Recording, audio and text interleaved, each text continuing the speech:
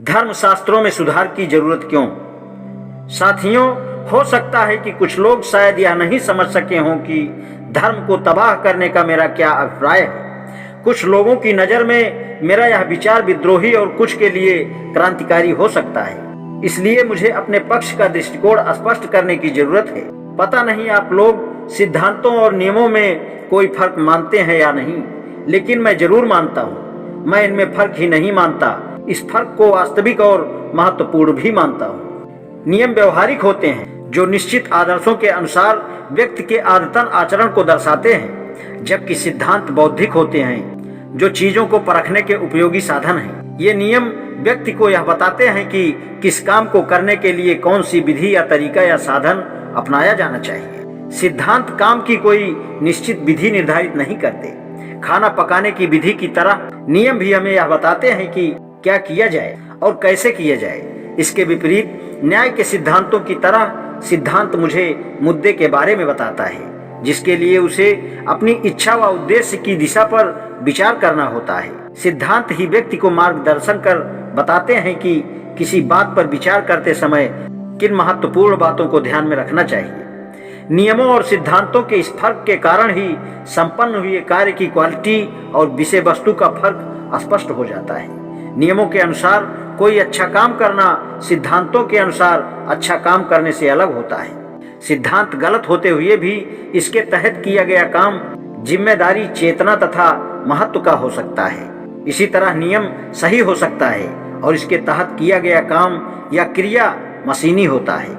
कोई धार्मिक गतिविधि या क्रिया सही क्रिया ना भी हो, लेकिन इस क्रिया की जिम्मेदारी होनी चाहिए। इस जिम्मेदारी के कारण ही वह धार्मिक कर्म सिद्धांत के अंदर ही माना जाएगा। इसे नियम नहीं माना जा सकता, और ज्यों ही यह क्रिया बिगड़कर नियम में बदल जाती है तो इसका धार्मिक रूप समाप्त हो जाता है, क्योंकि नियम के रूप में धर्म का जिम्मेदारी वाला आवश्यक तत्व इसमें से समाप्त हो जाता है। हिंदू धर्म क्या है?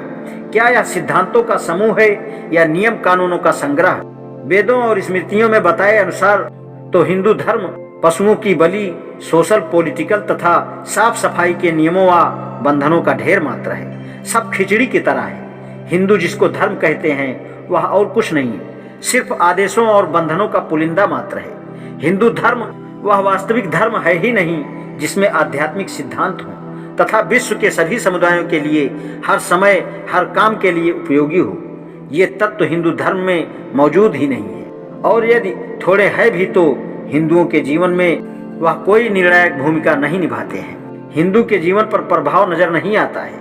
हिंदू के लिए जिस तरह से धर्म शब्द वेदों और स्मृतियों में प्रयोग किया गया है और इसकी व्याख्या करने वालों की तरफ से समझाया जाता है, उससे स्पष्ट है कि किसी हिंदू के लिए धर्म का अर्थ आदेश और बंधन ही है।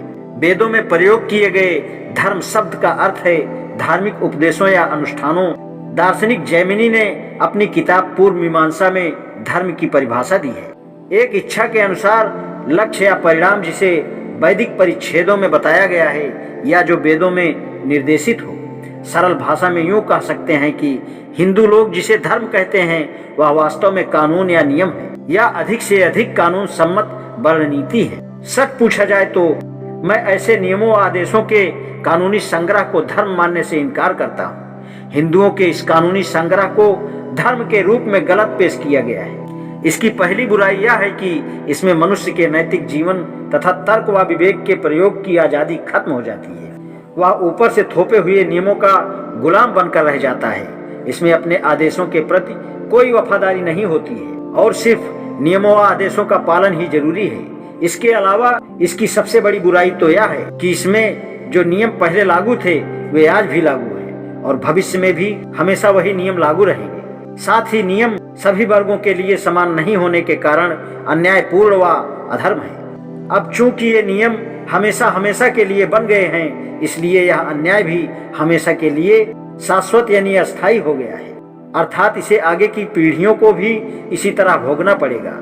ऐतराज इस बात पर नहीं है कि इस व्यवस्था को देव पुरुषों या स्मृतिकारों, भविष्य दृष्टाओं ने बनाया है, बल्कि इस कानूनी संहिता को अंतिम और स्थिर बना दिया है। किसी व्यक्ति के मन की खुशी एक जैसी नहीं रहती, व्यक्ति की दशा व परिस्थिति के अनुसार बदलती रहती है। मन की प्रसन्नता अलग अलग व्यक्तियों के लिए अलग अलग समय में बदलती रहती है। जब यह स्थिति है तब यह कैसे हो सकता है कि मनुष्य समाज व इन सनातन व्यवस्थाओं को सहन करता हुआ लूला लंगड़ा न बन जाए और जकड़ा न जाए। ऐसे तो वह जरूर पंगु हो जाएगा। इसलिए मुझे यह कहने में जरा भी संकोच नहीं है कि ऐसे धर्म को जरूर मिटा देना चाहिए, नष्ट कर देना चाहिए। मैं कहूँगा कि ऐसे धर्म का नाश करना कोई अधर्म या पाप नहीं कहलाएगा। वास्तव में मैं यह महसूस करता हूँ कि धर्म के इस कपटपूर्ण भेष या नकाब को फाड़ डालना चाहिए। इस कानून को गलती से धर्म का नाम देकर जो झूठ फैलाया जा रहा है उसे दूर करना आपका परम कर्तव्य है। इस मुखौटे को उतार फेंकना आपके लिए बहुत जरूरी काम है। एक बार यदि लोगों के दिमाग से आप यह गलत धारणा दूर कर देंगे और उनको यह समझने के लायक बना देंगे कि जिस व्यवस्था को उन्हें धर्म बताया गया है वह धर्म नहीं होकर सिर्फ नियम व कानून है, तो आप उन्हें यह आसानी से समझा सकेंगे कि दूसरे नियमों की तरह अपने उपयोग के अनुसार इनमें भी संशोधन या बदलाव किए जा सकते हैं। उन्हें इसके लिए प्रेरित कर सकते हैं, क्योंकि धर्म के बारे में लोगों की यही धारणा है कि इसमें बदलाव नहीं किया जा सकता है। इसलिए जब लोग इसे धर्म समझते हैं तो वे संशोधन या बदलाव के लिए तैयार नहीं होंगे, जबकि लोगों की यह धारणा है कि कानून को बदला जा सकता है। इसलिए जब तक लोग शास्त्रों के आदेशों व नियमों को ही धर्म मानते रहेंगे वे उनमें किसी बदलाव के लिए राजी नहीं होंगे। लेकिन ज्यों ही उन्हें यह समझ में आ जाएगा कि जिसे वे अपना धर्म मानते हैं वह धर्म नहीं बल्कि कानून है, जो कि रूढ़िगत व पुराने हैं, तो वे राजी होकर इन्हें बदलने के लिए तैयार हो जाएंगे, क्योंकि वे जानते हैं और मानते भी हैं कि कानून को बदला जा सकता है। आज इतना ही, शेष कल। धन्यवाद।